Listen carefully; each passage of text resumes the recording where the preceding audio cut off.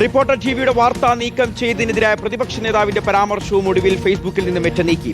ഇന്ന് രാവിലെ നടത്തിയ വാർത്താ സമ്മേളനത്തിൽ പ്രതിപക്ഷ നേതാവ് നടത്തിയ പ്രതികരണവുമായി ബന്ധപ്പെട്ടുകൊണ്ട് റിപ്പോർട്ടർ നൽകിയ വാർത്തയാണ് ഇപ്പോൾ സർക്കാർ നിർദ്ദേശത്തെ തുടർന്ന് മെറ്റ നീക്കിയത്. Shafeeq Thamarassery, T V Prasad, Sai Kumar, R Roshipal എന്നിവർ നമുക്കൊപ്പം ചേരുകയാണ് വിവരങ്ങൾ നൽകാൻ. ആദ്യം ഷഫീഖ് താമരശ്ശേരിയിലേക്ക്. ഷഫീഖ്, കഴിഞ്ഞ കുറച്ച് മണിക്കൂറുകൾ നമ്മൾ പിന്നോട്ടെടുത്താൽ 9 വാർത്തകളാണ് റിപ്പോർട്ടർ ടി വി നൽകിയ 9 വാർത്തകളാണ് മെറ്റ നീക്കം ചെയ്തിട്ടുള്ളത്. അത് ഫേസ്ബുക്കിൽ കാണാൻ കിട്ടുന്നില്ല. അത് ഇന്ത്യയിൽ നിന്നുകൊണ്ട് ഫേസ്ബുക്കിൽ കാണാൻ കഴിയില്ല.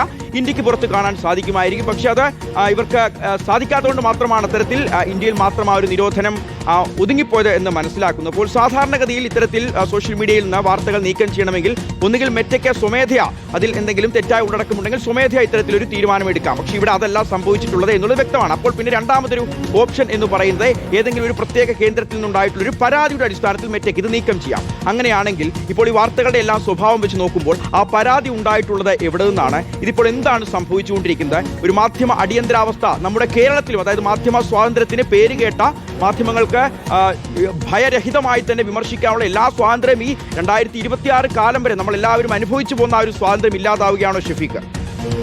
ഷിഹാസ്, അത് തന്നെയാണ്. മാധ്യമങ്ങൾക്ക് നേരെ ഭരണകൂടങ്ങൾ കടിഞ്ഞാണിടുന്ന സാഹചര്യങ്ങൾ ഇന്ത്യയുടെ രാഷ്ട്രീയ ചരിത്രത്തിൽ പല തവണ നമ്മൾ കണ്ടിട്ടുള്ളതാണ്. എന്നാൽ സമീപകാല കേരളത്തിൽ അത്തരമൊരു സാഹചര്യം ഉണ്ടായിരുന്നില്ലെങ്കിൽ പോലും ഇപ്പോൾ പുതിയ സർക്കാർ അധികാരത്തിൽ വന്നതിന് ശേഷം സർക്കാരിനെതിരായ വാർത്തകളെ തെരഞ്ഞുപിടിച്ച് വേട്ടയാടുന്ന ഒരു രീതി ആരംഭിച്ചിരിക്കുന്നു എന്ന് വേണം കരുതാൻ. കഴിഞ്ഞ 24 മണിക്കൂറിനിടെ 9ഓളം വാർത്തകളാണ് റിപ്പോർട്ടർ ടിവിയുടെ ഒഫീഷ്യൽ ഫേസ്ബുക്ക് പേജിൽ നിന്നും മെറ്റ റിമൂവ് ചെയ്തിരിക്കുന്നത്. മെറ്റയിൽ നിന്ന് നമുക്ക് ഔദ്യോഗികമായി ലഭിക്കുന്ന മറുപടി സർക്കാരിന്റെ നിയമ അഭ്യർത്ഥനയെ തുടർന്നാണ് ഈ വാർത്തകളെല്ലാം നീക്കം ചെയ്തത് എന്നാണ്. സർക്കാർ മെറ്റയെ തെറ്റിദ്ധരിപ്പിക്കുന്നു എന്നുള്ള കാര്യം വ്യക്തമാണ്. ഇവിടെ നമ്മൾ പ്രധാനമായും മനസ്സിലാക്കേണ്ട കാര്യം ഏതൊക്കെയാണ് മെറ്റ റിമൂവ് ചെയ്തിരിക്കുന്ന വാർത്തകൾ. ഓപ്പറേഷൻ തൂഫാന്റെ ഭാഗമായി മുഖ്യമന്ത്രിയുടെ സോഷ്യൽ മീഡിയ കോർഡിനേറ്റർ അടക്കം 3 കോൺഗ്രസ് പ്രവർത്തകർ പിടിയിലായി എന്ന വാർത്തയാണ് ഏറ്റവും ആദ്യം മെറ്റ റിമൂവ് ചെയ്തിരിക്കുന്നത്. തൊട്ടു പിന്നാലെ കാണാതായ മത്സ്യത്തൊഴിലാളി ജോണിന്റെ മകൾ മുഖ്യമന്ത്രിക്കെതിരെ നടത്തിയ വിമർശനം മെറ്റ രണ്ടാമതായി റിമൂവ് ചെയ്യുന്നു. അതിനുശേഷം റിപ്പോർട്ടർ ടിവിയുടെ വാർത്ത നീക്കം ചെയ്ത സംഭവത്തിൽ CPM നേതാവ് P. ജയരാജൻ മുഖ്യമന്ത്രിക്കെതിരെ നടത്തിയ പരാമർശം മെറ്റ റിമൂവ് ചെയ്തിരിക്കുന്നു.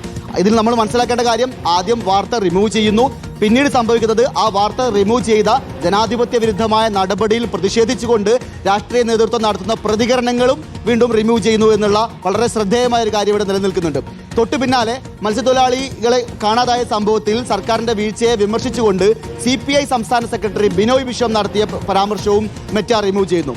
അതിന് പിന്നാലെ ലഹരി കേസിൽ നമ്മൾ നടത്തിയ സ്പെഷ്യൽ ഷോ കോഫി വിത്ത് അരുണിൽ ലഹരി കേസിൽ മുഖ്യമന്ത്രിയുമായി അടുത്ത് ഇടപെടുന്ന ആളുകളുമായി ബന്ധപ്പെട്ട് മുഖ്യമന്ത്രി മൗനം വെടിയുമോ എന്ന് ചോദിച്ചുകൊണ്ട് നമ്മൾ പ്രസിദ്ധീകരിച്ചിരിക്കുന്ന കോഫി വിത്ത് അരുണിന്റെ സ്പെഷ്യൽ കാർഡ് മെറ്റ റിമൂവ് ചെയ്യുന്നു. ഇത്തരത്തിൽ തുടർച്ചയായി ഈ 24 മണിക്കൂറിനിടെ 9ഓളം വാർത്തകളാണ് മെറ്റ റിമൂവ് ചെയ്തിരിക്കുന്നത്. ഇതിൽ നമ്മൾ പറയുന്ന ഏറ്റവും പ്രധാനപ്പെട്ട കാര്യം, സർക്കാരിന് കയ്യിൽ ഇത്തരമൊരു സാധ്യത IT റൂൾ ഉപയോഗപ്പെടുത്തി സമൂഹ മാധ്യമങ്ങളിൽ സമൂഹത്തെ തെറ്റിദ്ധരിപ്പിക്കുന്ന, ഭിന്നിപ്പിക്കുന്ന, തീവ്രവാദ ആശയങ്ങളുള്ള, കലാപാഹ്വാനങ്ങളുള്ള, വിദ്വേഷകരമായ ആശയങ്ങൾ അടക്കമുള്ള പോസ്റ്റുകൾ റിമൂവ് ചെയ്യാനുള്ള ഒരു സാധ്യതയെ തെറ്റായി ഉപയോഗിച്ചുകൊണ്ടാണ്, ദുരുപയോഗം ചെയ്തുകൊണ്ടാണ് മാധ്യമങ്ങൾക്ക് നേരെയുള്ള അങ്ങേയറ്റത്തെ ഈ കടന്നുകയറ്റം ഈ സർക്കാർ നടത്തിക്കൊണ്ടിരിക്കുന്നത്. അത് എല്ലാ അർത്ഥത്തിലും ജനാധിപത്യത്തിനെതിരായ, മാധ്യമ സ്വാതന്ത്ര്യത്തിനെതിരായ, ആവിഷ്കാരത്തിനെതിരായ കടന്നുകയറ്റമായി തന്നെ നമ്മൾ കണക്കാക്കേണ്ടി വരും. ശരി, ഷഫീഖ് താമരശ്ശേരിയാണ് ഇപ്പോൾ വിവരങ്ങൾ നൽകിയത്. അതായത് 9 കാർഡുകളാണ് ഈ ചുരുങ്ങിയ മണിക്കൂറുകൾക്കകം സർക്കാർ ഇടപെട്ടുകൊണ്ട് മെറ്റ സോഷ്യൽ മീഡിയയിൽ നിന്ന് റിപ്പോർട്ടർ ടിവിയുടെ 9 വാർത്തകളാണ് റിമൂവ് ചെയ്തിട്ടുള്ളത്. അത് പ്രേക്ഷകർക്ക് ഈ സ്ക്രീനിൽ കാണാം. ഈ 9 വാർത്തകൾക്കും ചില സമാനതകളുണ്ട്. അതായത് ഒന്നാമത്തേത്, കടൽമക്കളെ അധിക്ഷേപിച്ചതിന് മുഖ്യമന്ത്രി ഇതുവരെ മാപ്പ് പറഞ്ഞിട്ടില്ല എന്ന രൂക്ഷ വിമർശനവുമായി മത്സ്യബന്ധനത്തിനിടയിൽ ബോട്ട് മറിഞ്ഞ കാണാതായ ജോണിന്റെ മകൾ രംഗത്തെത്തിയൊരു വാർത്തയാണ് റിമൂവ് ചെയ്തിട്ടുള്ളതിൽ ഒന്ന്. അതായത് ഇത്തരത്തിൽ തീരദേശത്തേക്ക് പോയിട്ടുള്ള ആളുകൾക്ക് എന്താണ് സംഭവിച്ചതെന്ന് നിങ്ങൾക്കറിയാമല്ലോ. അങ്ങനെ തീരദേശത്തെ മത്സ്യത്തൊഴിലാളികളെ ആകെ അപമാനിച്ചുകൊണ്ട് മുഖ്യമന്ത്രി VD സതീശൻ നടത്തിയ ഒരു പ്രതികരണത്തെക്കുറിച്ചുള്ള വാർത്തയായിരുന്നു റിമൂവ് ചെയ്തതിലൊന്ന്. പിന്നീട് മുഖ്യമന്ത്രിയുടെ സോഷ്യൽ മീഡിയ കോർഡിനേറ്റർ ഉൾപ്പെടെ ഓപ്പറേഷൻ തൂഫാനുമായി ബന്ധപ്പെട്ട പരിശോധനയിൽ 3 സജീവ കോൺഗ്രസ് പ്രവർത്തകർ പിടിയിലായ വാർത്തയാണ്.